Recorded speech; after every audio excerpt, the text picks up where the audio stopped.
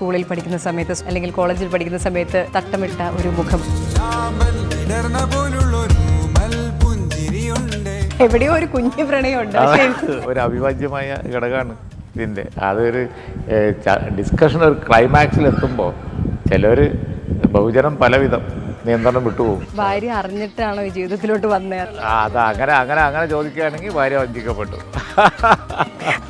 ആദ്യത്തെ കല്യാണം ഉറപ്പിച്ചു കഴിഞ്ഞിട്ട് അത് രാഷ്ട്രീയ പാർട്ടി രണ്ടായി മാറിയതിൻ്റെ പേരിൽ കല്യാണം മാറിപ്പോകുന്നു. വീട്ടുകാർ തമ്മിൽ സംസാരിച്ച് കാര്യങ്ങൾ ഉറപ്പിച്ച് വെച്ചിട്ടേ ഉണ്ടായിരുന്നു. സ്കൂൾ ഡേയ്സ് കഴിഞ്ഞിട്ട് പിന്നെ നേരെ കോളേജിൽ പോയി തിരിച്ചു വന്നിട്ട് ആ സമയത്തിൻ്റെ ഉള്ളിൽ ഞാൻ ബിസിനസ് തുടങ്ങി. ബിസിനസ് ഫ്ലറിഷ് ചെയ്ത് വളരെ ബിസിയായിട്ട് പ്രിൻസിപ്പൽ ചെയർമാനായി 2.5 കൊല്ലം കഴിഞ്ഞപ്പോഴേക്ക് തന്നെ മലപ്പുറത്ത് എം എൽ എ ആയി 10 കൊല്ലം കഴിഞ്ഞപ്പോഴേക്കും മന്ത്രി അതുമ്പോൾ അസംബ്ലി പാർട്ടി ലീഡറായി. ഈ ചെറുതായിരിക്കുന്ന സമയത്ത് ഇപ്പം 4 വയസ്സിൽ വാപ്പ മരിക്കുക, അതിനുശേഷം 9ാം ക്ലാസ്സിൽ പഠിക്കുന്ന സമയത്ത് ഉമ്മ പോയി. അപ്പം വളരെ ഇൻഡിപെൻഡൻ്റ് ആയിട്ട് വളരേണ്ടി വന്ന ഒരാളാണ് താങ്കൾ. അതിനെക്കുറിച്ചൊന്നും ഒരു സീരിയസ് ആയിട്ട് ചിന്തിക്കാൻ പറ്റുന്ന ഒരു പ്രായത്തിൽ വരുന്നതിന് മുമ്പ് തന്നെ അതൊക്കെ കഴിഞ്ഞു പോയി. പക്ഷെ നാട്ടുകാരുണ്ട്, അതുകൊണ്ട് നമ്മൾ ഈ അനാഥത്വമൊന്നും അറിഞ്ഞിട്ടില്ല. മയിലെത്തി കണ്ണു നിറച്ചൊന്നു കണ്ടില്ല, മിണ്ടി പറഞ്ഞു തുടങ്ങിയില്ല. കണ്ണു നിറച്ചൊന്നു കണ്ടില്ല, മിണ്ടി പറഞ്ഞു തുടങ്ങിയില്ല. മുത്തോരു ചൊല്ലണ കേട്ടിട്ട് മണ്ട കുനിച്ചു കൊടുത്തില്ലേ, മുത്തോരു ചൊല്ലണ കേട്ടിട്ട് മണ്ട കുനിച്ചു കൊടുത്തില്ലേ. വന്നെത്തി എങ്ങാണിത്, വന്നെത്തി എങ്ങാണിത്, പറഞ്ഞതാ എന്താണിത്, എങ്ങോട്ടിത്, ആരാണിവൻ, ആരാരിവർ, എന്താണിത്.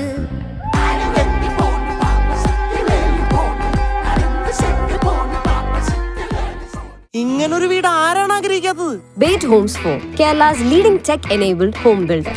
ഒരു നോമ്പ് കാലത്ത് 27ാമത്തെ ദിവസം ആ രാവിലെ ഏറ്റവും നല്ല സമയത്താണ് ഇദ്ദേഹം ജനിച്ചതെന്നാണ് പറയുന്നത്. ഇദ്ദേഹത്തിൻ്റെ രാഷ്ട്രീയ നിലപാട്, അഭിപ്രായം, അതുപോലെ തന്നെ വാക്ചാതുരി, ഇതൊക്കെ മലയാളിക്ക് പരിചിതമാണ്. പക്ഷെ രാഷ്ട്രീയത്തെക്കുറിച്ച് പറയാൻ വേണ്ടിയിട്ടല്ല അദ്ദേഹം ഇന്ന് നമുക്കൊപ്പമുള്ളത്. ഇന്ന് അദ്ദേഹത്തിൻ്റെ കുട്ടിക്കാലം, യൗവനം, 70കൾ കഴിഞ്ഞുള്ള യൗവനം, അതിനെക്കുറിച്ചൊക്കെയാണ് നമ്മൾ സംസാരിക്കാൻ പോകുന്നത്. നമുക്ക് ഏറ്റവും ഇഷ്ടമുള്ള കുഞ്ഞാപ്പയാണെന്ന് നമ്മുടെ കൂടെയുള്ളത്. ഞാനീ പറഞ്ഞ ശരിയല്ലേ? ഒരു ഏറ്റവും നല്ല ദിവസം ജനിച്ച ഒരാളാണെന്നാണ് അങ്ങയെക്കുറിച്ച് പറയുന്നത് അല്ലേ? അത് ഒരു നോമ്പ് 27ാം രാവാണ് എന്നുള്ളത് ശരിയാണ്. വിശ്വാസപ്രകാരം അത് നല്ല ദിവസം തന്നെയാണ്. അസറിന്റെ സമയം, അറബി. അതെ നോമ്പ് 27ാം രാവിന് അസറിന്റെ സമയം. അതാണ് ഞാൻ എൻ്റെ പുസ്തകത്തിൽ എഴുതിയിട്ടുണ്ട്. അത് കറക്റ്റാണ്. കാരണം അന്ന് വീട്ടിലുള്ള ആളുകൾ പറയുകയും അത് പിന്നീട് അങ്ങനെ വന്നതാണ്. അപ്പോൾ അത് കറക്റ്റ് കാര്യമാണ്. അപ്പോൾ അത് നല്ലൊരു ദിവസമാണ് എന്നുള്ളത് കൊണ്ട് അങ്ങനെ പറയുന്നതാണ്. അപ്പോൾ അതുകൊണ്ട് എനിക്കെന്തെങ്കിലും വിശേഷം ഉണ്ടോയെന്ന് അറിയില്ല. അതുപോലെ തന്നെ ഇപ്പം പറയുന്നൊരു കാര്യമുണ്ട്, മമ്മൂക്കയെ കുറിച്ച് പറയാറുണ്ട്, ഏജ് ഇൻ റിവേഴ്സ് ഗിയർ. അതുപോലെ രാഷ്ട്രീയത്തിൽ പറയുന്ന ഒരാളാണ് കുഞ്ഞാപ്പ. ഏജ് ഇൻ റിവേഴ്സ് ഗിയറാണ് അദ്ദേഹം രാഷ്ട്രീയത്തിൽ. ഞാൻ അങ്ങനെ പറഞ്ഞിട്ടുണ്ടെങ്കിൽ അതിനോട് യോജിക്കുമോ? അല്ല, അതിനോട് യോജിക്കുമോ എന്ന് ചോദിച്ചാൽ ഞാൻ പേഴ്സണലായിട്ട് യോജിക്കാൻ പാടില്ലല്ലോ. യോജിക്കണമല്ലോ. അല്ല, ഞാൻ എന്താ വെച്ചാൽ അല്പം ഈ എന്താ പറയുക, ഏജ് നമ്മളെ പ്രത്യക്ഷത്തിൽ അഫക്റ്റ് ചെയ്തു എന്ന് ആർക്കും തോന്നാത്ത വിദ്യകൾ, എക്സർസൈസ്, ബാക്കി കാര്യങ്ങൾ, അതൊക്കെ മേക്കപ്പ് ഇല്ല, എക്സർസൈസ്, ബാക്കി എല്ലാ കാര്യങ്ങളും ഉണ്ട്, യോഗ, അങ്ങനത്തെ കാര്യങ്ങളൊക്കെ ഉണ്ട്. അതുപോലെ തന്നെ ഇപ്പം ജനിച്ചു വീണ വീട് പറഞ്ഞു, പക്ഷേ ഈ വീട്ടിലല്ല ജനിച്ചു വീഴുന്നത് വലിയൊരു തറവാട്ടിലാണ്. ആദ്യമായിട്ടാണ് ഒരു രാഷ്ട്രീയക്കാരൻ ജനിച്ചു വീണ സ്ഥലത്ത് മത്സരിക്കുന്ന സ്ഥലത്തൊരു വീട് വെച്ചത് എന്ന് ഞാൻ കേട്ടിട്ടുണ്ട്. അതിന്റെ കഥ എങ്ങനെയാണ്? അപ്പോൾ തറവാട് പഞ്ചായത്തിലാണ്, ഇതിൻ്റെ അപ്പുറമാണ്. അപ്പോൾ പാണക്കാട് വാർഡിലാണ് ഞാൻ മത്സരിച്ചത്. പാണക്കാട് വാർഡിലാവുമ്പോൾ അറിയാലോ, വലിയ തങ്ങളുണ്ടായിരുന്ന കാലത്ത്, ശിഹാബ് തങ്ങളുണ്ടായിരുന്ന കാലത്ത് ആ വാർഡിൽ മത്സരിപ്പിക്കാനും മുനിസിപ്പാലിറ്റിയുടെ ചെയർമാനാക്കും മുൻകൂട്ടി തീരുമാനിക്കുകയാണ് ചെയ്തത്.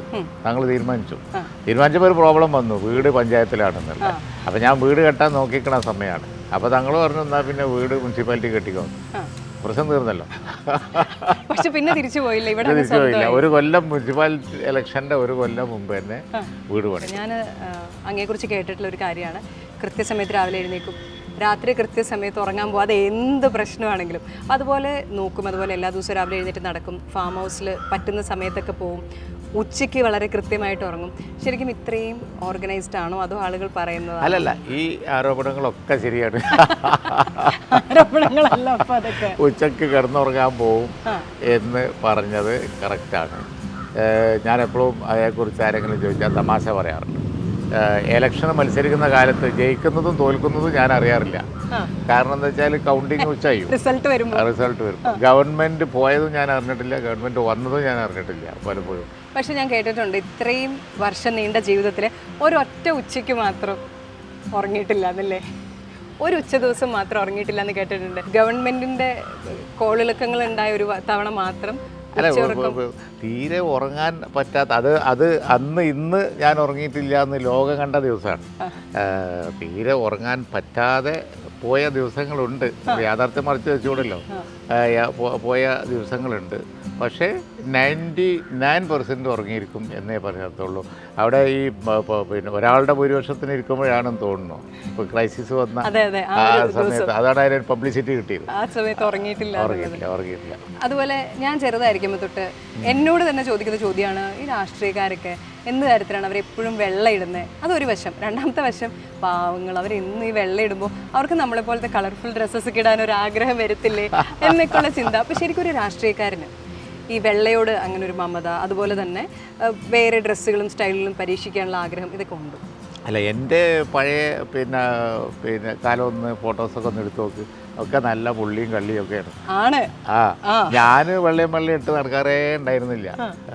മാത്രമല്ല എന്നോട് സാദൃശ്യമില്ല കഥാപാത്രങ്ങളൊക്കെ വല്ല സിനിമയിലും ഒക്കെ വരുമ്പോൾ വരെയാണ്, കള്ളിയാണ്. ഞാനിടുന്ന കള്ളികൾ പിന്നെ എല്ലാവരും അന്ന് എടുത്തു പറയുമായിരുന്നു. അപ്പോൾ ഞാൻ വെള്ളയല്ല. അപ്പോൾ അടുത്ത കാലത്താണ് ഒന്ന് ലൈറ്റായത്. ഇന്ന് പോലും ഇപ്പോൾ ലൈറ്റാണല്ലോ. പിന്നെ ഒരു സ്റ്റേജ് എത്തുമ്പോൾ നമുക്ക് തന്നെ തോന്നി ഇനിയിപ്പോൾ ഒരുപാട് കളർഫുൾ ആവണ്ടാത്, ഇത് മതി, ഇത് സെറ്റായത്. ഇപ്പോൾ സിനിമയിൽ കഥാപാത്രങ്ങളെ കുറിച്ച് പറഞ്ഞല്ലോ, ഇപ്പോൾ ട്രോളുകൾ വരുന്നു. പണ്ടാണെങ്കിൽ കാർട്ടൂണുകൾ എല്ലാമായിട്ട് പത്രങ്ങളിൽ ഇങ്ങനെയൊക്കെ വരായിരുന്നല്ലോ. അപ്പോൾ ഈ രാഷ്ട്രീയത്തിൻ്റെ ഈ ജീവിതത്തിനിടയിൽ ഇതൊക്കെ കണ്ടു കഴിയുമ്പോൾ എപ്പോഴെങ്കിലും അവനൊക്കെ ഓരോന്ന് വരച്ച് വെച്ചേക്കുന്നുവേ എന്നൊക്കെയുള്ള ചിന്ത വന്നിട്ടുണ്ടോ? അല്ലെങ്കിൽ എന്തിനെന്നെ ഇങ്ങനെ പോർട്രേ ചെയ്തേന്നുള്ള ചിന്തയൊക്കെ വന്നിട്ടുണ്ടോ? പിന്നെ ഭയങ്കര ദേഷ്യം വന്ന സമയമൊക്കെ ഉണ്ട്. റിയാക്ട് ചെയ്യുമോ? റിയാക്ട് ചെയ്തിട്ടില്ല, അങ്ങനെ റിയാക്ട് ചെയ്തിട്ടില്ല. ഫസ്റ്റ് MLA ആകുമ്പോൾ ഞാൻ എൻ്റെ കാറിൽ ഞാൻ തന്നെ ഓടിക്കുന്നത്, ഓടിച്ചു പോവുമായിരുന്നു. കോഴിക്കോട്ടേക്ക് പോകുമ്പോൾ BM ഗഫൂറിൻ്റെ കാറ് മുമ്പിലുണ്ട്. ഞാൻ ഓവർടേക്ക് ചെയ്ത് കുറച്ചങ്ങ് പോയി. ഞാൻ സഡൻ ബ്രേക്ക് ഇട്ടപ്പോൾ BM ഗഫൂറിൻ്റെ കാറ് വന്നിട്ട് എൻ്റെ കാറിന് ഇടിച്ചു. ഇതിന് മക്കളൊക്കെ ഉണ്ടല്ലോ എപ്പോഴും, അത് എപ്പോഴും ആ കഥ പറയുമായിരുന്നു. ഇടിച്ചു. അപ്പം ഞാൻ പിന്നെ അവർ നമ്മളെ വന്ന് ഇടിച്ചതല്ലേ എന്നുള്ള നിലക്ക് ഞാൻ ഇറങ്ങിയിട്ട് എന്ത് പറ്റിയെന്നൊക്കെ ചോദിച്ചിട്ട് ഒന്നുമില്ല എന്ന് പറഞ്ഞ് ഞാൻ വണ്ടി എടുത്ത് പോവുകയും ചെയ്തു. പിറ്റേ ദിവസം മാതൃഭൂമി പത്രത്തിൽ ഒരു കാർട്ടൂൺ, ഭരണകക്ഷി MLA കാറിടിച്ച് അദ്ദേഹത്തിനെ ബൈക്കാക്കിയിട്ട് പോണ ഒരു കാർട്ടൂൺ. ജനങ്ങൾക്ക് അതൊന്നും അപ്പം എൻ്റെ അഹങ്കാരം എൻ്റെ ധിക്കാരം എന്നല്ല ആളുകൾ വിചാരിക്കുക. പിന്നെ ഞങ്ങൾ വലിയ ഫ്രണ്ട്സായി. അതുപോലെ ഇപ്പം വെള്ളയാണ് ഇടുന്നതെങ്കിലും താങ്കളുടെ പ്രത്യേകതയായിട്ട് ഞാൻ ശ്രദ്ധിച്ചിട്ടില്ല, ഞാൻ കേട്ടിട്ടുള്ളതാണ് ഒരെണ്ണം. ഒന്ന് വണ്ടികളോടുള്ള ഇഷ്ടം, പിന്നെ തോട്ടം. വണ്ടികൾ അത് ചെറുപ്പത്തിൽ തൊട്ട് വലിയ ക്രേസായിരുന്നു. അന്ന് ഞാൻ സ്കൂൾ പോകുമ്പോൾ, അത് കോളേജിൽ പോകുന്ന കാലത്തൊട്ട് വീട്ടിൽ വണ്ടിയുണ്ട്. അപ്പോൾ ഏതെങ്കിലുമൊക്കെ ആയിട്ട് വണ്ടി, തറവാട്ടിലെ വണ്ടിയോ അല്ലെങ്കിൽ ബന്ധുക്കാരെ വണ്ടിയോ ഒക്കെ ആയിട്ടുണ്ട്. പിന്നെ കുറച്ച് കഴിഞ്ഞപ്പോഴേക്ക് സ്വന്തമായിട്ട് വണ്ടി വന്നു. ആ വണ്ടിയൊക്കെ വന്ന കാലത്ത് അന്ന് ഇതേമാതിരി ഇഷ്ടമുള്ള മോഡൽ കിട്ടുമൊന്നുമില്ല. ആ വണ്ടിയൊക്കെ നമ്മൾ കൊണ്ടുപോയി വർക്ക്ഷോപ്പിൽ കൊണ്ടുപോയി അതിൻ്റെ ഒക്കെ ബോഡിയുടെ ഷേപ്പ് മാറ്റും. മോഡിഫൈ ചെയ്ത വണ്ടികളേ ഉള്ളൂ. പല കാറുകളായിട്ട് പിന്നെ അത് മോഡിഫൈ ചെയ്ത് കോയമ്പത്തൂർ കൊണ്ടുപോയി എല്ലാത്തിനും സീറ്റൊക്കെ മാറ്റി നല്ല ഗമയിൽ പല ജാതി ഫിറ്റിംഗ് ആയിട്ട് ഒരു ഇറക്കലാണ്. സൈലൻസറൊക്കെ പൊട്ടി ഇങ്ങനെ ഇട്ടോ എന്നൊക്കെ പറഞ്ഞിട്ട്. നമ്മളിപ്പോൾ കാണുന്ന വളരെ പക്വമായി സംസാരിക്കുന്ന, മിതമായി സംസാരിക്കുന്ന നേതാവിന് പണ്ട് കാർ ക്രേസ് പണ്ടേ ഉണ്ടായിരുന്നു. ഈ കാറുകളിൽ ഒരു കാറിൽ നമുക്ക് തോട്ടത്തിലേക്കൊരു യാത്ര ഞാൻ ചോദിച്ചിട്ടുണ്ടെങ്കിൽ നമുക്ക് തോട്ടത്തിലേക്കൊരു യാത്ര തോട്ടത്തിൽ കാരണം തോട്ടം ഞാൻ ഒരുപാട് കാണാൻ ആഗ്രഹിക്കുന്നു. ഒരുപാട് പച്ചക്കറിയും മയിലും എല്ലാം ഉണ്ട്. മയിലും, കാട്ടുപന്നിയുണ്ട്, മയിലുണ്ട്, പിന്നെ കുരങ്ങുകളുണ്ട്. പന്നി ഉണ്ടെന്ന് പറയുന്നു, ഞാൻ ഇതുവരെ കണ്ടിട്ടില്ല. ഒരു ചെറിയ കാട് തന്നെ ഉണ്ട് അവിടെ. കാണാം. കാടുണ്ട്, പോവാ. അതിലെ കാർ ഏതാ എടുക്കേണ്ടി എടുത്തോ.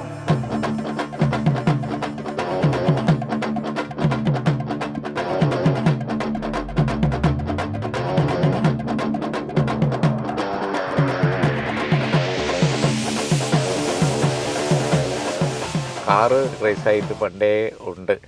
അപ്പോൾ അത്തരം കാറുകളൊക്കെ പണ്ടേ എൻ്റെ കയ്യിലുണ്ട്. അതുകൊണ്ട് പിന്നെ ഏതെങ്കിലും ഒരു ഘട്ടത്തിലുണ്ടായതാണെന്ന് ആർക്കും പറയാൻ പറ്റില്ല. മലപ്പുറത്ത് നമുക്ക് ബിസിനസ് ഉണ്ടായിരുന്നു. അപ്പോൾ അവിടെ ചെന്ന് കഴിഞ്ഞാൽ അന്ന് ഇപ്പോൾ നമ്മൾ കാർ ഇപ്പോൾ ബുക്ക് ചെയ്ത് വാങ്ങിക്കാൻ കഴിയില്ലല്ലോ. ബുക്ക് ചെയ്താൽ തന്നെ പിന്നെ 1 കൊല്ലോ 2 കൊല്ലോ ഒക്കെ വെയിറ്റ് ചെയ്യണം നല്ല കാറൊക്കെ കിട്ടണമെങ്കിൽ. അത് ഇവിടുത്തെ കാറുകൾ ഹിന്ദുസ്ഥാനും അതുപോലെ അംബാസഡറും ഫിയറ്റും ഒക്കെയാണ് പറയുന്നത്. അല്ലാത്ത കാറുകൾ വിദേശത്ത് കൊണ്ടുവരണം എന്നുണ്ടെങ്കിൽ അന്ന് STCയിൽ മറ്റേ ഇമ്പോർട്ട് ചെയ്യുന്ന കാറുകൾ നമ്മൾ ലേലത്ത് പിടിക്കണം. അപ്പം നമ്മൾ ലേലത്തിന് പിടിക്കാനൊന്നും പോകാറില്ല. ഒരുപാട് കാർ ബ്രോക്കർമാർ ഉണ്ടായിരുന്നു ആ കാലത്ത്. മഞ്ചേരി, മലപ്പുറം ഒക്കെ എണ്ണപ്പെട്ട പ്രസിദ്ധരായ കാർ ബ്രോക്കർമാരുടെ ഓഫീസുകളുണ്ടായിരുന്നു. അവരൊക്കെ വലിയ VIPs ആണ്. അപ്പോൾ ചില കാർ ബ്രോക്കർമാർ എന്ന് പറഞ്ഞു കഴിഞ്ഞാൽ അവർ സ്ഥലത്തെ ദിവ്യന്മാരാണ്. മലപ്പുറത്ത് അങ്ങനത്തെ ആളുകളുണ്ടായിരുന്നു. അപ്പോൾ അവരൊക്കെ ഞാനായിട്ട് നമ്മുടെ ഷോപ്പിൽ എപ്പോഴും വരെ ഇവരുണ്ടാവും.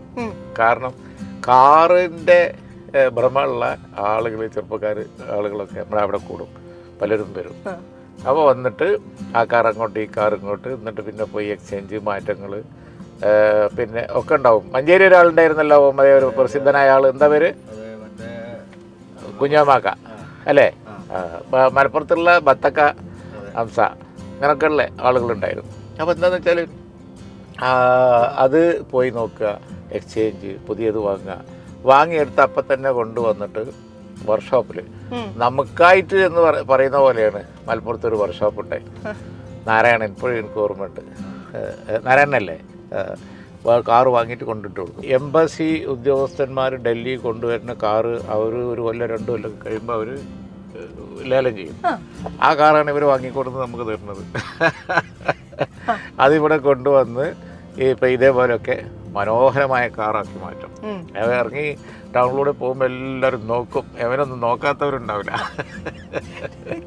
അങ്ങനെയുള്ള പല പരിപാടികളും ഉണ്ടായിരുന്നു. അത് ഒരു കാലം മുഴുവൻ അതായിരുന്നു. പിന്നെ ഞാൻ ഇപ്പോൾ എല്ലാ മോഡലും ബെൻസും മിക്കവാറും നമ്മുടെ കയ്യിലുണ്ടായിരുന്നു. ബെൻസിൻ്റെ പഴയ മോഡൽ, പിന്നെ അതിന് മോഡൽ മാറുമ്പോൾ അത് അങ്ങനെ പോകും. അന്ന് ബുക്ക് ചെയ്ത് പുതിയത് അങ്ങനെ വാങ്ങുന്ന പതിവില്ല. നല്ല കാറ് എവിടെയെങ്കിലും കണ്ടാൽ അത് വാങ്ങുകയാണ് ചെയ്യുക. ഏതിനോടെങ്കിലും ഒരു അറ്റാച്ച്മെന്റ് വരില്ല, ഈ ഒരു വണ്ടി ഞാൻ വിൽക്കില്ല, ഇതിനോട് എനിക്ക് അങ്ങനത്തെ എന്തെങ്കിലും തോന്നാറുണ്ടോ? ഉണ്ട്. എൻ്റെ അടുത്ത് വളരെ കാലമുള്ള ഒരു ബെൻസ് ഉണ്ടായിരുന്നു. ആ ബെൻസ് ഇപ്പോഴും ഉണ്ട്. ഞാൻ തിരിച്ചു വാങ്ങാൻ വേണ്ടി നോക്കിക്കൊണ്ടിരിക്കുകയാണ്. വിൽക്കല്ല, അത് ഞാൻ ഒരാൾക്ക് കൊടുത്തു. പിന്നെ ഒരു വീക്ക് മൊമെന്റിലേ ആ കാർ എനിക്ക് വേണം എന്ന് പറഞ്ഞപ്പോൾ എൻ്റെ ഒരു മണ്ഡലം പ്രസിഡന്റ് ഉണ്ടായിരുന്നു കുറ്റിപ്പുറത്ത്. ഞാൻ പല പ്രാവശ്യം 2-3 പ്രാവശ്യം മത്സരിക്കുകയും മന്ത്രിയാവുകയും ഒക്കെ ചെയ്ത മണ്ഡലത്തിൽ അവിടെ അദ്ദേഹത്തിന് കൊടുത്തു. അപ്പോൾ അദ്ദേഹം പിന്നെ അതങ്ങനെ അങ്ങ് പോയി. പക്ഷെ ആ വണ്ടി എനിക്കൊരു ബെൻസ് വളരെ കാലം ഞാൻ ഉപയോഗിച്ച ബെൻസ് ആയതുകൊണ്ട് ഇപ്പോഴും അതിനോടൊരു സെന്റിമെന്റ് ഉണ്ട്. തോട്ടത്തിലെത്തി. അപ്പോൾ നമുക്ക് ഇറങ്ങാം. സ്ഥിരമായിട്ട് നടക്കാൻ വരുന്ന ഫാം ഹൗസ് ആണെന്ന് കേട്ടിട്ടുണ്ട്. ഈ ഈവനിങ്ങിൽ ഇവിടെയാണ് അധികം.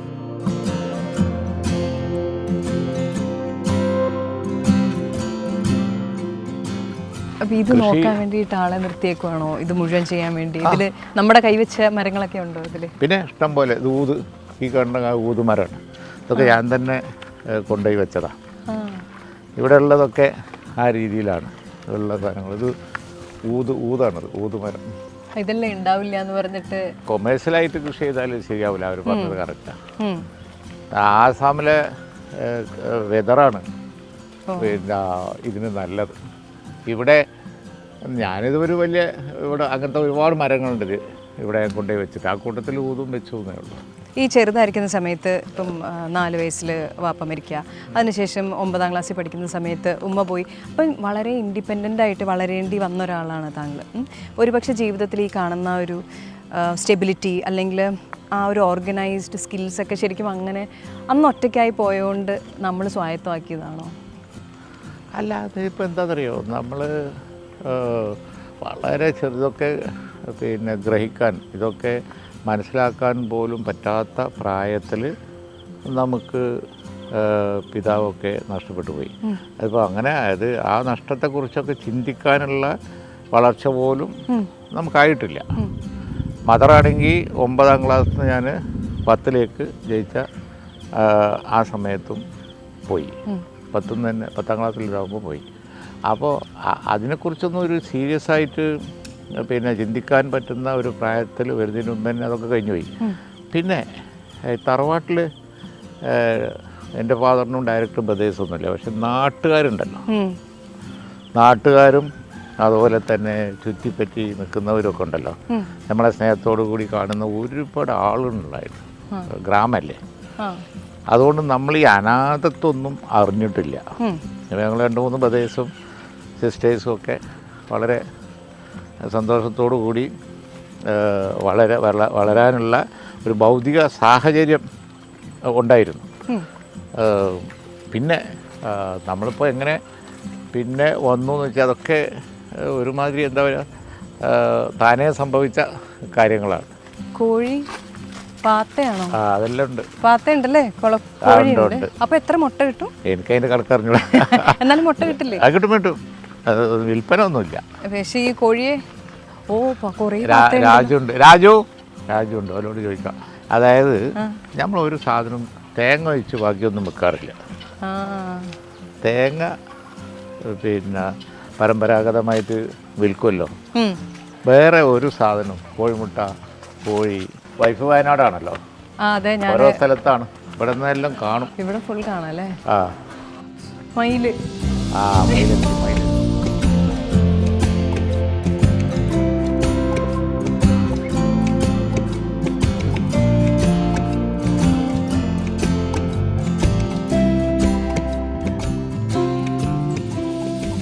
സാറ് തന്നെ പറഞ്ഞ് കേട്ടിട്ടുണ്ട്, വീട്ടിലേക്ക് പിള്ളേർ അടുത്തുള്ള സ്ഥലങ്ങളിൽ എല്ലാവരും കളിക്കാൻ വരിക, വീട്ടിൽ കിടക്കാനായിട്ട് രാത്രി ആൾ വരിക. അപ്പോൾ എപ്പോഴും ആളുകളുള്ളൊരു സ്ഥലത്തായിരുന്നു നിന്നുകൊണ്ടിരുന്നത്. അപ്പം ഈ സൗഹൃദങ്ങൾ ഒരുപാട് ഉണ്ടായിരുന്നിരിക്കണം. ഇപ്പോൾ ഈ സ്കൂളിൽ പഠിക്കുന്ന സമയത്തൊക്കെ അങ്ങനെ ഒരു ഇവരെല്ലാവരും നഷ്ടപ്പെട്ട ഒരു സമയത്തൊക്കെ ചേർത്ത് നിർത്തിയ ഒരു സ്പെഷ്യൽ ഫ്രണ്ട് അങ്ങനെ എന്തെങ്കിലുമൊക്കെ ഉണ്ടായിട്ടുണ്ടോ? ധാരാളമുണ്ട്. ഗ്രാമത്തിലാണ് നമുക്ക് ഈ പിന്നെ ഗ്രാമത്തിൽ തറവാട്ടിലെ കാര്യമാണ് ഇപ്പോൾ ഈ പറഞ്ഞത്. അവിടെ സ്കൂൾ ഡേയ്സിൽ പിന്നെ ഉണ്ടായിരുന്ന സുഹൃത്തുക്കളൊക്കെ നമ്മളിപ്പോൾ പിന്നെ കോളേജിലും മറ്റുമൊക്കെ പോയി വെക്കേഷനിൽ വരുമ്പോൾ ഞങ്ങൾ ഒരുമിച്ച് കൂടും. അവരൊക്കെ ഇപ്പോഴും ഫ്രണ്ട്സാണ്. ഇപ്പോഴും കണ്ട വലിയ കാര്യമാണ്. ഇപ്പോഴും ഒരുമിച്ച് കൂടാറുണ്ട്. സ്കൂളിൽ പഠിക്കുന്ന സമയത്ത് സ്വാഭാവികമായും ഒരു കൂട്ടുകാരി, അല്ലെങ്കിൽ കോളേജിൽ പഠിക്കുന്ന സമയത്ത് രാഷ്ട്രീയത്തിലുണ്ടായിരുന്നു, തിളങ്ങുന്ന പ്രാസംഗികനാണ്. ആ സമയത്ത് തട്ടമിട്ട ഒരു മുഖം, ഒരു കൂട്ടുകാരി എന്തെങ്കിലും ഉണ്ടായിരുന്നു? ഇല്ല, വളരെ യാദൃച്ഛികമായിരിക്കാം. ഉണ്ടായിട്ടില്ല. അതിനുള്ള അവസരം കൊടുത്തില്ല. ഒരുപാട് കൂട്ടുകാരികൾ ഇങ്ങനെ പിന്നെ അങ്ങനെയൊക്കെ അല്ലാതെ പ്രത്യേക ഒരു കൂട്ടുകാരി ഉണ്ടായിട്ടേ ഇല്ല. അത് ഇങ്ങോട്ടൊരു കൂട്ടുകാരിക്ക് വന്ന് പറയാനുള്ള സാഹചര്യം കൊടുക്കാത്തതുകൊണ്ടാണോ രാഷ്ട്രീയ പ്രസംഗത്തിനിടയിൽ നോക്കാൻ സമയം കിട്ടാൻ? സത്യം പറഞ്ഞാൽ ഒന്നിനും സമയം കിട്ടിയില്ല. കാരണം ഈ സ്കൂൾ ഡേയ്സ് കഴിഞ്ഞിട്ട് പിന്നെ നേരെ കോളേജിൽ പോയി തിരിച്ചു വന്ന് അപ്പം തന്നെ ചെറിയ ഗ്യാപ്പേ ഉള്ളൂ. ആ സമയത്തിൻ്റെ ഉള്ളിൽ ഞാൻ ബിസിനസ് തുടങ്ങി. ബിസിനസ് ഫ്ലറിഷ് ചെയ്ത് വളരെ ബിസി ആയിട്ടിരിക്കും. ബോംബെ യാത്ര അങ്ങനെയൊക്കെ നടന്നുകൊണ്ടിരിക്കുന്ന സമയത്ത് പെട്ടെന്ന് ഇലക്ഷൻ നിൽക്കണം. Municipal chairman 2.5 കൊല്ലമായിട്ടുള്ളൂ. അതിൻ്റെ ഇടയ്ക്ക് MLA ആയി. വളരെ ഹൈ സ്പീഡാണ് അതൊക്കെ. ടൈമില്ല, തീരെ സമയമില്ല. മുനിസിപ്പൽ ചെയർമാനായി 2.5 കൊല്ലം കഴിഞ്ഞപ്പോഴേക്ക് തന്നെ മലപ്പുറത്ത് MLA ആയി. MLA ആയി 10 കൊല്ലം കഴിഞ്ഞപ്പോഴേക്കും മന്ത്രിയായി. അതും പുറത്ത് അസംബ്ലി പാർട്ടി ലീഡറായി. പിന്നെ അങ്ങനെ പിന്നെ മൃദുല വികാരങ്ങൾക്കൊന്നും അധികം സമയമില്ല. ഒരു പക്ഷേ ഇത്രയും സ്പീഡ് അല്ലായിരുന്നെങ്കിൽ സുഹൃത്തുക്കളുടെ പ്രണയങ്ങൾ കണ്ടിട്ടേ ഉള്ളൂ ധാരാളം. അപ്പൊ ജീവിതത്തിൽ പ്രണയിച്ചിട്ടില്ല? ഉമ്മുക്കുൽസു ജീവിതത്തിലേക്ക് വരുന്നതാണ് പ്രണയം. അങ്ങനെ ഓർക്കത്തക്ക രീതിയിലില്ല. പ്രണയത്തെക്കുറിച്ച് ഞാൻ ചോദിച്ചാൽ എന്താണ് അങ്ങയുടെ കാഴ്ചപ്പാട്? ചില അതിർവരമ്പുകളൊക്കെ മതപരമായി ഒക്കെ നിശ്ചയിക്കപ്പെട്ടിട്ടുണ്ട്. അതൊക്കെ പിന്നെ ഓരോരുത്തരുടെ വിശ്വാസം അനുസരിച്ചാണല്ലോ. കോളേജിൽ പഠിക്കുന്ന സമയത്തും ഇത്രയും സൗമ്യനായിരുന്നോ? കയ്യാങ്കളി, രാഷ്ട്രീയ പ്രശ്നങ്ങൾ, പ്രകോപനങ്ങൾ ഇതൊക്കെ ഉണ്ടായിട്ടുണ്ടോ? ഇല്ല, അടി കിട്ടിയിട്ടുണ്ട്, കൊടുത്തിട്ടില്ല. കിട്ടിയിട്ടുണ്ട്. അത്യാവശ്യം കിട്ടിയിട്ടില്ല എന്ന് പറയാൻ പറ്റൂല. സർ സെയ്ദ് കോളേജിൽ പഠിക്കുമ്പോൾ കൂട്ടടിക്കടിയിൽ പെട്ട് കണ്ണിൽ മുളക് പൊടിയൊക്കെ വീണിട്ടുണ്ട്. പക്ഷേ മറ്റേ വശമില്ല. ഞാൻ ഈ പൊക്കിരിത്തരത്തിന് പോയിട്ടേ ഇല്ല. എല്ലാ കാലത്തും ഞാൻ ആ അർത്ഥത്തിൽ പറഞ്ഞാൽ സൗമ്യം തന്നെയാണ്. ഞാൻ അങ്ങനെ വിഷയം ഉണ്ടാവുകയാണെന്നുണ്ടെങ്കിൽ അങ്ങനെ ഉണ്ടാവാൻ അനുവദിക്കാതെ നിൽക്കുന്ന ഒരാളാണ്. വയലൻസ് ഒരു കാര്യത്തിൽ ഒരു നിലക്കും എനിക്ക് ഒട്ടും ഇഷ്ടമില്ലാത്തൊരു കാര്യം. ഏത് ടൈപ്പ് ഓഫ് സിനിമകളാണ് കൂടുതൽ? സിനിമയിൽ എനിക്ക് നല്ല കഥകൾ, എനിക്ക് തോന്നുന്നു ഞാൻ ഏറ്റവും കൂടുതൽ എൻജോയ് ചെയ്യുന്നത് ചരിത്രമാണ്. ഓരോ സംഭവങ്ങളൊക്കെ ആസ്പദമാക്കി പിന്നെ വരുന്ന ഹൈ ബഡ്ജറ്റ് സിനിമകളൊക്കെ ഉണ്ടല്ലോ, അത് ഞാൻ പല ആവർത്തി കാണും. ബാഹുബലി പോലത്തെ. മയിലെത്തി ഞാൻ ബാഹുബലിയുടെ അടുത്ത് വെച്ചിട്ട് മയിലിലേക്ക് എത്തി. മയിൽ പ്രേമിൽ വരും. അത് ഇത് ഒരു മയിലാണോ അതോ പല മയിൽ വരുമോ ഇവിടെ? മയിലും കുട്ടികളും ഒക്കെ ഉണ്ട്. അപ്പൊ ഇത് മഴ വരുമ്പോ ഇങ്ങനെ വിടർന്ന് അതൊക്കെ ചെയ്യും. ഭാഗ്യം ഉണ്ടെങ്കിൽ കണ്ടിട്ട് പോകാൻ പറ്റൂലേ? പീലി വിടർത്തു. പീലി വിടർത്തി എന്ത് ഭംഗിയായിരിക്കും. ഞാൻ പലപ്പോഴും ഇപ്പോൾ മാർച്ചുകളാണെങ്കിലും എല്ലാം ഒരു സംയമനമില്ലായ്ക പലപ്പോഴും നമ്മൾ പുറത്ത് നോക്കുമ്പോൾ കാണാറുണ്ട്. അപ്പോൾ ശരിക്കും പൊളിറ്റിക്സിലേക്ക് വരുമ്പോൾ ഇതിൻ്റെ ആവശ്യമുണ്ട് എന്നൊരു സാധാരണ ഒരു പൊതുജനത്തിൻ്റെ സൈഡിൽ നിന്ന് ഞാൻ എപ്പോഴും ചിന്തിക്കാറുണ്ട്. എന്തിനാണ് ഇത്രയും വയലൻ്റ് അല്ലാണ്ട് തന്നെ കാര്യങ്ങൾ പറഞ്ഞുകൂടെ, അങ്ങോട്ടും ഇങ്ങോട്ടും സമാധാനപരമായി പറഞ്ഞുകൂടെ എന്നുള്ള എൻ്റെ ഒരു ചോദ്യം ആണ്. ഞാനിത് ചിന്തിക്കാറുണ്ട്. വല്ല ആവശ്യമുണ്ടോ ഇതിൻ്റെയൊക്കെ ഈ പിന്നെ വാക്കുകളിൽ യാതൊരു മാർദ്ദവും ഇല്ലാത്ത രീതിയിൽ അസംബ്ലി ചർച്ചകൾ ഞാനായി പെടില്ല. ഞാൻ അങ്ങനെ പറഞ്ഞിട്ടേ ഇല്ല. ഈ കാലത്രയും പറഞ്ഞിട്ടില്ല. ഞാനും അങ്ങനെ ചിന്തിക്കാറുണ്ട്. ഇതിൻ്റെ വല്ല ആവശ്യമുണ്ടോ? ഡിബേറ്റ് പോലെ. ഡിബേറ്റ് ആകുമ്പോൾ എത്ര രസകരമായിട്ട് പറയാൻ പറ്റും. ഹ്യൂമറസ് ആവാം, നല്ല തറപ്പിച്ച് പറയാം. പക്ഷേ ആളുകളെ അപഹസിക്കുക എന്നുള്ളത് ആവശ്യമുണ്ടോ എന്ന് ഞാനും ചിന്തിക്കാറുണ്ട്. പക്ഷേ നമ്മളിപ്പോൾ പിന്നെ കോപ്പി ചെയ്യുന്നത് ബ്രിട്ടീഷ് ഡെമോക്രസി അല്ലേ. ബ്രിട്ടീഷ് പാർലമെൻറ്റിൽ അടി ആൾക്കാരുണ്ട്. അവരെ കോപ്പി ചെയ്യാനേ അതാ പറയുന്നത്. അപ്പോൾ ഇത് പിന്നെ ഒരു അവിഭാജ്യമായ ഘടകമാണ് ഇതിൻ്റെ. അതൊരു ഡിസ്കഷൻ ഒരു ക്ലൈമാക്സിലെത്തുമ്പോൾ ചിലർ ബഹുജനം പലവിധം നിയന്ത്രണം വിട്ടുപോകും. ചിലർ അങ്ങനെ സമയം എത്തുമ്പോൾ കൈ കിട്ടി എടുത്ത് എറിയും. ഞങ്ങൾ കണ്ടിരിക്കണോ. അപ്പോൾ നമ്മൾ കുട്ടിക്കാലത്തു നിന്ന് മാറി മുന്നിലോട്ട് വരുന്നു, രാഷ്ട്രീയത്തിലേക്ക് എത്തുന്നു. അപ്പോൾ നമ്മൾ പലപ്പോഴും ഇപ്പം അന്ന് കേൾക്കുന്ന രാഷ്ട്രീയ നേതാക്കന്മാരുടെ പേരുകൾ എന്ന് പറയുമ്പോൾ AKG, നായനാർ, പിണറായി, ഇങ്ങനെ വളരെ ഗൗരവം നിറഞ്ഞ പേരുകളൊക്കെ നമ്മൾ കേൾക്കുന്നുണ്ട്. പക്ഷേ ഇപ്പുറത്ത് കോൺഗ്രസിലേക്ക് വന്നു കഴിയുമ്പോൾ കുഞ്ഞുഞ്ഞ്, കുഞ്ഞാപ്പ, കുഞ്ഞുമാണി, അതായത് ബോയ് നെക്സ്റ്റ് ഡോർ ഇമേജ് എന്ന് പറയുന്ന പോലെ തൊട്ടടുത്ത ആളെ പോലെയാണ് കോൺഗ്രസ് നേതാക്കന്മാരുടെ പേരുകൾക്ക്. അങ്ങനെ അത് ലഘുവായി വന്നത് എങ്ങനെയാണ് എന്നൊരു സംശയം എനിക്കുണ്ട്. അതിന് പിന്നിൽ എന്തെങ്കിലും ഉണ്ടോ? ഇല്ല, അത് അവരൊക്കെ ഇപ്പോൾ ഈ നേരത്തെ ആദ്യം പറഞ്ഞ പേരുകളൊക്കെ ആ കാലഘട്ടത്തിന് അതിനൊരു പ്രത്യേകത ഉണ്ട്. അവരൊക്കെ എന്ന് പറഞ്ഞാൽ പല നാമങ്ങൾ കൂട്ടി എഴുത്തുകാർ, ഇപ്പോൾ കാനം, തകഴി എന്നൊക്കെ പറയുന്നത് സ്വന്തം സ്ഥലത്തിൻ്റെ പിണറായി. എന്നാൽ അത് അവരുടെ ഇടയിൽ ആ സ്റ്റൈല് കൂടുതലാണെന്ന് എനിക്ക് തോന്നുന്നത്. ഞങ്ങളുടെ ഇടയിൽ ഈ വീട്ടിൽ വിളിക്കുന്ന ഈ ഓമന പേരുണ്ടല്ലോ, അതാണ് ഈ ഉമ്മൻചാണ്ടി കുഞ്ഞുഞ്ഞ് എന്ന് പറയുന്നത്. പിന്നെ എന്തുകൊണ്ടാണ് അത്? അവിടെയുള്ള അച്ഛനമ്മമാരും അദ്ദേഹത്തെ വാത്സല്യത്തോടു കൂടി കണ്ടിരുന്ന വീട്ടിലുണ്ടായിരുന്ന ആളുകളും വിളിച്ച പേരാണ് കുഞ്ഞുഞ്ഞ്. അതാണ് കുഞ്ഞുഞ്ഞ്, അതാണ് ഓമന പേര്. കുഞ്ഞുമാണി അത് തന്നെ. ചെറിയ കുട്ടി പിന്നെ ഓടി കളിച്ച് നടന്ന സമയത്ത് ആരെങ്കിലും കുഞ്ഞുമാണി എന്ന് വിളിക്കുന്നതാവും. അത് എൻ്റെ അങ്ങനെ തന്നെയാണ്. അത് ആദ്യമായിട്ട് വിളിച്ചേ ഈ കുഞ്ഞാപ്പ? വീട്ടിൽ പിന്നെ ഉമ്മയും അതുപോലെ തന്നെ ഉമ്മാനെ ചുറ്റിപ്പറ്റി അന്നുണ്ടായിരുന്ന വീട്ടിലുണ്ടായിരുന്ന സഹായിക്കാനൊക്കെ നിന്ന ആളുകൾ, നാട്ടുകാർ, അവരാണ് വിളിച്ചത്. നാട്ടുകാരാണ് ഈ പേര് പിന്നെ മഷൂറാക്കിയത്, വേങ്ങരക്കാരൊക്കെ.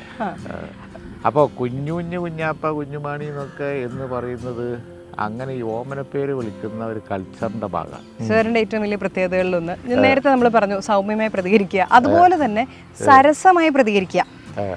ഇപ്പം കഴിഞ്ഞ ദിവസം നമ്മൾ ആ സീ പ്ലെയിനിൻ്റെ കാര്യം പറഞ്ഞ സമയത്ത് ആ മറുപടി വളരെയധികം ഞങ്ങൾക്ക് ഇഷ്ടപ്പെട്ടു. അതായത് ആദ്യം മീൻ കുഞ്ഞുങ്ങൾക്ക് പ്രശ്നം ഉണ്ടാവും എന്ന് പറഞ്ഞു, ഇപ്പം മീൻ കുഞ്ഞുങ്ങളെയൊക്കെ മാറ്റി പാർപ്പിച്ചോ എന്നുള്ളത്. ഇത് ഭയങ്കര രസമാണ്. ലൈക്ക് നമ്മൾ ഈ ട്രോളൊക്കെ പറയുന്ന പോലെ ടിറ്റ് ഫോർ ടാറ്റ് മറുപടി, ആരെയും എന്നാൽ വാളെടുത്ത് വെട്ടാതെ പറയുന്ന മറുപടികളാണ്. ഇത് നമ്മൾ ചെറുപ്പത്തിൽ നിന്ന് തന്നെ നമുക്ക് ഇങ്ങനത്തെ മറുപടികൾ വരുന്നതാണോ അതോ കാലഘട്ടത്തിൻ്റെ ത്വരിത പ്രയാണത്തിൽ പഠിച്ചു വരുന്നതാണോ? ചെറുപ്പത്തിലേ ഉള്ളതാണ്. കുറച്ച് ഹ്യൂമറസ് ആയിട്ട്, തമാശയായിട്ട്. ഞാൻ അധികവും തമാശ പറഞ്ഞുകൊണ്ടിരിക്കുന്ന ആളാണ്. അപ്പോൾ അതുകൊണ്ട് തന്നെ പ്രസംഗത്തിലും പിന്നെ സംസാരത്തിലൊക്കെ അത് വരുന്നതാണ്. തമാശ പറയുകയും ഒന്നിടയ്ക്ക് ചിരിക്കുകയൊക്കെ ചെയ്യുന്നത് അത് നാച്ചുറലായിട്ട് ഉള്ളതാണ്. പ്രസംഗങ്ങളിലും അത് അങ്ങനെ തന്നെ വരും. ഇന്നേ വരെ താടി വെച്ചിട്ട് താങ്കളെ കാണാനായിട്ട് സാധിച്ചിട്ടില്ല. ചിലരൊക്കെ താടി വളരാത്തതായിരിക്കും എന്ന് വരെ കിംവദന്തി പറയുന്നുണ്ട്.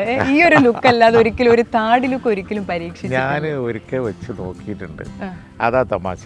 അന്ന് അതിന് ഒരു വലിയ പിന്നെ സംഭവം ഉണ്ടായി. ഞാൻ ഒരിക്കൽ പിന്നെ ഹജ്ജിൻ്റെ പോലെ തന്നെ ഉംറക്ക് പോയി തിരിച്ചു വന്നപ്പോൾ ചെറിയൊരു താടി വെച്ചു. അപ്പോൾ നമ്മളെ ചന്ദ്രശേഖരൻ നായരുണ്ടായിരുന്നു, CPIയുടെ നേതാവ്. അദ്ദേഹം ഞാൻ അസംബ്ലിയിൽ എൻ്റെ സീറ്റിൽ വന്നിരുന്നു. അപ്പോൾ അദ്ദേഹം ഇങ്ങനെ സംസാരിച്ചു കൊണ്ടിരിക്കുകയായിരുന്നു. അപ്പോൾ ഞാൻ എണീറ്റിട്ട് അദ്ദേഹത്തോടൊരു ചോദ്യം ചോദിച്ചു. അപ്പോൾ അദ്ദേഹം സരസമായിട്ട് പറഞ്ഞു, ഓ അത് കുഞ്ഞാലിക്കുട്ടിയാണോ? ഞാൻ ആരാണ് ഈ കുഞ്ഞാലിക്കുട്ടിയുടെ സീറ്റിലൊരു താടിക്കാരൻ കയറിയിരിക്കുന്നത്? അതോടെ ഞാൻ നിർത്തി. എനിക്ക് എൻ്റെ ഈ സ്റ്റൈല് മതിയെന്ന് പിന്നെ പോയി ആദ്യം ചെയ്തത് അത് കളയാണ്. ഈ ഐഡന്റിറ്റി ഞാൻ കളയുന്നില്ല. പിന്നെ വേണ്ടെന്ന് വെച്ചു.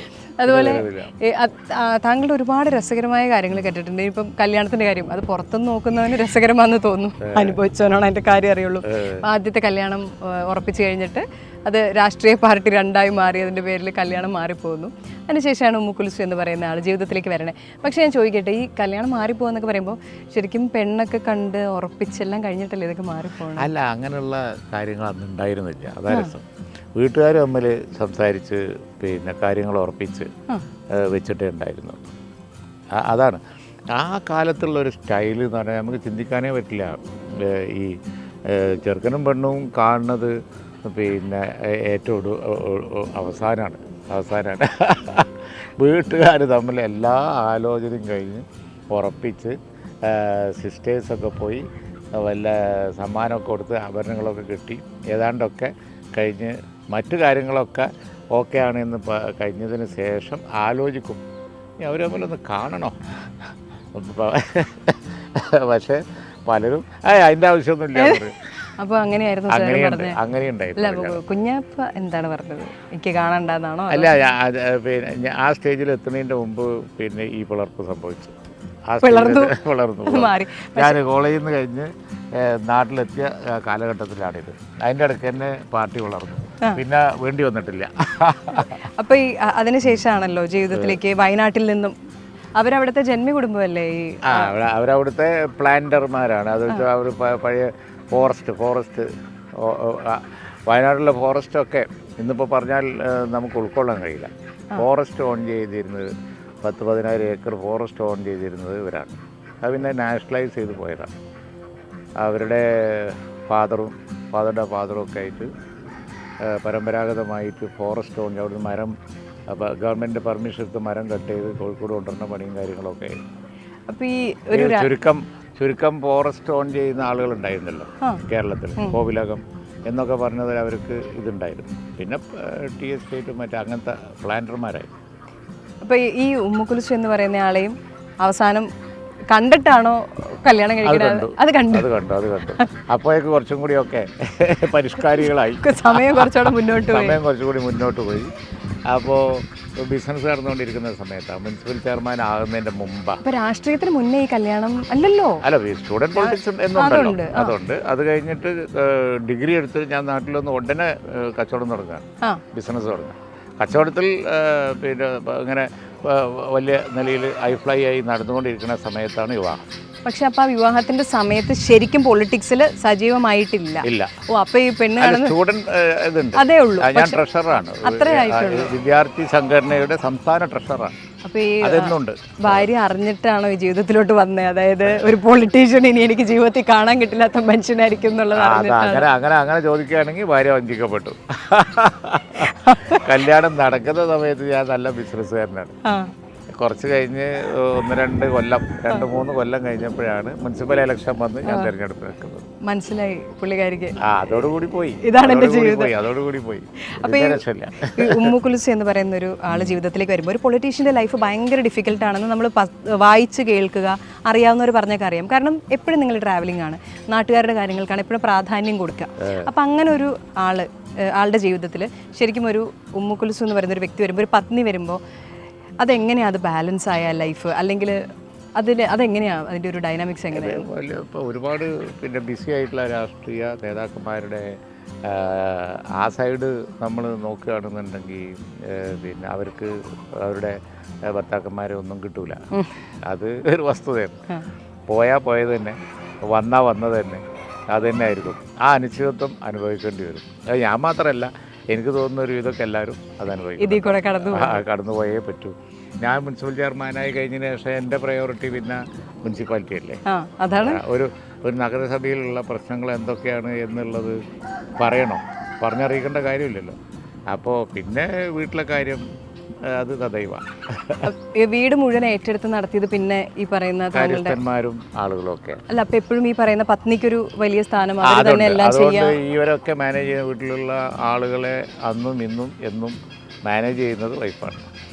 അപ്പം ഇവിടെയാണ് എൻ്റെ അടുത്ത സംശയം. ഇപ്പോൾ മുസ്ലിം ലീഗ് എന്ന് പറയുന്ന ഒരു വലിയ പാർട്ടി, ഇതിൻ്റെ തലപ്പത്തേക്കും സ്ഥാനങ്ങളിലേക്കും നോക്കുമ്പോൾ സ്ത്രീ നേതാക്കന്മാരെ കുറിച്ച് നമ്മൾ അങ്ങനെ കേൾക്കാൻ അങ്ങനെ വളർന്നു വരുന്നവർ അതെന്താണ് അങ്ങനെ ആ ഒരു പൊസിഷനിലേക്ക് സ്ത്രീകൾ വരാത്തത് എന്തുകൊണ്ടാണ്? അല്ല, അത് പൊതുവെ പിന്നെ ഒരു പാർട്ടിയിലും പുരുഷന്മാരുള്ള അത്ര ഇല്ലല്ലോ. അമേരിക്കയുടെ പ്രസിഡന്റ് ആവാൻ ഒരു സ്ത്രീക്ക് ഇപ്പോഴും പറ്റുന്നില്ല എന്ന് പറഞ്ഞ പോലെ ഇപ്പോൾ ഈ ഉണ്ടെന്ന് പറയുന്ന പാർട്ടികളിൽ തന്നെ ആ പ്രൊപ്പോർഷൻ നോക്കുകയാണെങ്കിൽ കുറവ് തന്നെയല്ലേ. പ്രൊപ്പോർഷൻ കുറവാണ്. പ്രൊപ്പോർഷൻ കുറവ് തന്നെയാണല്ലോ. അപ്പോൾ അത് പിന്നെ അങ്ങനെ വന്ന ഒരു പരമ്പരാഗതമായി വരുന്ന ആ ഒരു സ്ഥിതിയിലേക്ക് വരുന്നല്ലേ ഉള്ളൂ. എല്ലാവർക്കും പിന്നെ ഒരുപോലെ തുല്യ അവസരം, സ്ത്രീ പുരുഷ വ്യത്യാസമില്ലാതെ എന്നുള്ളതിലേക്ക് എത്താൻ എനിക്ക് തോന്നുന്നു ലോകത്ത് ഇപ്പോഴും ഒരു രാജ്യത്തിനും കഴിഞ്ഞിട്ടില്ല, ഒരു പ്രദേശത്തും ഇല്ല. പറഞ്ഞ സമത്വത്തിലേക്ക് എത്തിയിട്ടില്ല. വന്നുകൂടായികയില്ല എന്നുമില്ല. അല്ല, അത് വേറെ കാര്യം. നാളെ എന്ത് സംഭവിക്കും നമുക്കിപ്പോൾ പറയാൻ കഴിയില്ലല്ലോ. പക്ഷേ ഇതുവരെ ഇല്ല. ഇനി ഇപ്പം നമ്മളിനി കുറച്ച് ലൈറ്റായിട്ട് നമ്മൾ വീണ്ടും കാറിലേക്ക് തിരിച്ചു പോവാണ്. ലൈസൻസ് ഉണ്ടായിരുന്നല്ലോ, അതുകൊണ്ടാണല്ലോ വണ്ടിയായിട്ട് ഷോ നമുക്ക് കാണിക്കാൻ പറ്റും. ലൈസൻസ് എന്തെങ്കിലും പുതുക്കിയിട്ടുണ്ടോ? ഇല്ല. അവസാനം ബിസിനസ് കാലഘട്ടം കഴിഞ്ഞപ്പോഴേ പോയി. അപ്പോൾ അവസാനം വണ്ടി ഓടിച്ചത് സ്വന്തം? അയ്യോ, ഒരുപാട് കാലമായി. ഞാൻ ഈ നഗരസഭാ ചെയർമാനൊക്കെ ആയി വന്ന് ഫസ്റ്റ് ഇയർ MLA ആയപ്പോൾ ഞാനത്തെ BM ഗഫൂറിൻ്റെ കാര്യം പറഞ്ഞില്ലേ, ആ കല്യാണം കഴിച്ച ഉടനെ ഒക്കെ ഒരു ക്രേസ് ഉണ്ടായിരുന്നു ഇവിടുന്ന് വയനാട്ടിലേക്കൊക്കെ ഓടിച്ചു പോകാൻ. ആ സമയത്ത് അപ്പോൾ അതൊക്കെ നിങ്ങൾക്ക് ഉണ്ടായിരുന്നു, ഭാര്യ ഭർത്താവ് കൂടെ ഒരുമിച്ചുള്ള യാത്രകളൊക്കെ. പിന്നെ ഈ MLA ആയിരുന്ന ആ ഫസ്റ്റ് ടേം MLA ആയിരുന്നു ആ സമയത്തൊക്കെ ഞാൻ ഓടിക്കുമായിരുന്നു വണ്ടി. ഇത്ര വർഷം ഉണ്ടല്ലോ അല്ലേ, ആ ലൈസൻസിന്റെ പീരീഡിലെല്ലാം ഓടിച്ചു. ആ ലൈസൻസ് പീരീഡ് അതിനുശേഷം പിന്നെ ലൈസൻസ് പുതുക്കിയില്ല, വണ്ടി ഓടിച്ചിട്ടുമില്ല. തോന്നിയിട്ടില്ല ഒരിക്കലും? കാരണം ഈ വണ്ടിയോട് ഇത്ര ഇഷ്ടമുള്ള ഒരാൾ അതെങ്ങനെയാണ് അങ്ങനെ ഒരു ആഗ്രഹം വരാണ്ടിരിക്കുക? കഴിയില്ല, അതാണ്. സമയവും കിട്ടൂല, കഴിയില്ല, അതാണ്. പിന്നെ നമ്മൾ ചിന്ത വേറെയാണല്ലോ, സേഫല്ല. അങ്ങനെ ഓടിക്കുന്നത് സേഫല്ല, അതാണ് വേറെ പ്രശ്നം. എവിടെയെങ്കിലും ചെന്ന് ഞാനൊക്കെ ഓടിക്കുന്ന എവിടെയെങ്കിലും ചെന്ന് മുട്ടിയാലും അറിയില്ല.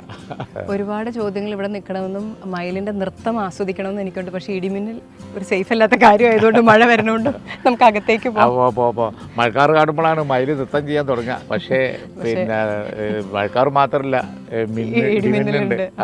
അതുകൊണ്ട് നമുക്ക് വീട്ടിൽ പോയേക്കാം.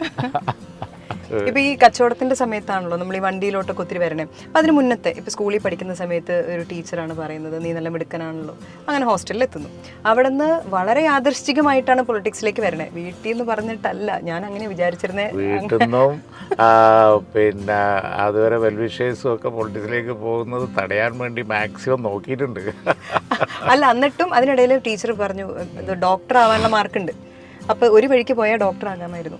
മറുവഴിക്ക് ബിസിനസ് 2 ലക്ഷം രൂപയുടെ കച്ചവടം നടന്നുകൊണ്ടിരുന്നൊരു ഇതാണ്, അല്ലാതെ ഒരു നഷ്ട കച്ചവടം ആയിരുന്നില്ല. നല്ല ഒന്നാന്തരമായിട്ട് ഫ്ലറിഷ് ചെയ്തുകൊണ്ടിരുന്ന ഒരു പാണ്ഡി ടെക്സ്റ്റൈൽസ്. അപ്പൊ അതിൽ നിന്നും മാറി നേരെ പൊളിറ്റിക്സിലോട്ട് ഇറങ്ങുകയാണ്. അതിനുള്ളൊരു ഫയർ എവിടെ നിന്നാണ് വരുന്നത്? അതായത് വേണമെങ്കിൽ ഈസി ആയിട്ട് മറ്റു വഴികളിലൂടെ പോവാം, കൃഷിയും തിരഞ്ഞെടുക്കാം. കാരണം പാറക്കുളയിൽ പഠിക്കുന്ന സമയത്ത് മാർക്കൊക്കെ വെച്ച് പഠിക്കുന്ന മാർക്കും കാര്യങ്ങളൊക്കെ വെച്ച് നോക്കുകയാണെങ്കിൽ ഞാൻ പഠിക്കുന്ന കുട്ടിയായിട്ട് ആ നിലയിൽ പോകണം. പക്ഷേ എന്നിൽ ഈ ഒരു കാര്യം ഒളിഞ്ഞ് കിടപ്പുണ്ട്. അത് ഞാനറിയാതെ അത് പുറത്തേക്ക് വരികയാണ്. അപ്പോൾ ഞാനൊരു ലീഡിങ് അതുപോലെ തന്നെ ക്ലാസ് ലീഡറാവുന്നു, അല്ലെങ്കിൽ എന്തെങ്കിലും ഒരു ഇവൻ്റ് വരുമ്പോൾ അവിടെ പ്രസംഗിക്കുമ്പോൾ എല്ലാവരും ശ്രദ്ധിക്കുന്നു, ഞാനത് എൻജോയ് ചെയ്യുന്നു. എൻജോയ് ചെയ്യുമ്പോൾ കൂടുതൽ ചെയ്യാനുള്ള തോന്നലുണ്ടാവുന്നു. വണ്ടി ഓടിച്ചു പോണ സുഖം തന്നെയാണ്. അതെ അതെ. അപ്പോൾ പൊളിറ്റിക്സും അവിടെ നമ്മൾ ആസ്വദിക്കുകയും ചെയ്യുന്ന ചില കാര്യങ്ങൾ ഉണ്ടായതുകൊണ്ട് നമ്മൾ അങ്ങോട്ട് പോവാണ്. ഇത് കണ്ടിട്ട് തന്നെയാണ് ഇപ്പോൾ ബിസിനസ്സായിട്ട് ഞാൻ ഇരിക്കുന്ന സമയത്ത് തങ്ങളും നമ്മളെ അന്നുള്ള നമ്മുടെ കാരണവന്മാരും ആളുകളും ഒക്കെ എന്നെ ബിസിനസ്സിന് പറ്റൂല, പൊളിറ്റിക്സിലാണ് ഫിറ്റാകുക എന്ന് ചിന്തിച്ചത് ഒരു പക്ഷേ അതുകൊണ്ട് തന്നെ ആയിരിക്കും. കച്ചവടം ബിസിനസ് കൊണ്ടിരിക്കുന്ന സമയത്തും മീറ്റിങ്ങിന് പോകും, പ്രസംഗിക്കും, അത് ബാക്കി കാര്യങ്ങളൊക്കെ ചെയ്യും. അപ്പോൾ കൊള്ളാം, രാഷ്ട്രീയത്തിൽ കൊള്ളാം. അങ്ങനെ ലോക്കൽ ബോഡീസ് ഇലക്ഷൻ വരുമ്പോൾ ചെയർമാനാക്കാൻ അവർ ചിന്തിച്ചത് കൊണ്ടായിരിക്കാം. അപ്പോൾ ഞാൻ പറയുന്നതാണ്, മറ്റുള്ളവരുടെ ഒരു പ്രേരണയും ഉണ്ട്, ഇല്ല എന്ന് പറയാൻ വയ്യ. പക്ഷേ നമ്മളിൽ ആ ഒരു ടേസ്റ്റ് അത് അന്തർലീനമായിട്ടുണ്ട്. അതാണ് പ്രധാന കാരണം ഇതിലേക്ക് ഓരോ ഫീൽഡിലേക്ക് നമ്മൾ പോകുന്നുണ്ട്. റീസെൻ്റ്ലി ഞാൻ ഇപ്പോൾ മുസ്ലിം ലീഗിനെ കുറിച്ച് മൂരി ലീഗ് എന്ന് പറഞ്ഞിട്ടുള്ള ഒരു ട്രോൾ ഇതെല്ലാം വന്നിട്ടുണ്ട്. ഇത് ശരിക്കും ഒരു നേതാവെന്ന നിലയിൽ നിങ്ങളുടെ എല്ലായിടത്തേക്ക് ഇതെല്ലാം എത്താറുണ്ട്. ഇത് കണ്ടു കഴിയുമ്പോൾ ശരിക്കും ഉണ്ടാകുന്ന ഒരു റിയാക്ഷൻ എന്താണ്? ഇത് ആസ് എ ലീഡർ അതെങ്ങനെയാണ് അതിനെ കാണുകയും അത് റിയാക്ട് ചെയ്യുകയും ചെയ്യുന്നത്? ഇങ്ങനൊരു വീട് ആരാണ് ആഗ്രഹിക്കാത്തത്? Bait Homes 4, Kerala's leading tech-enabled home builder.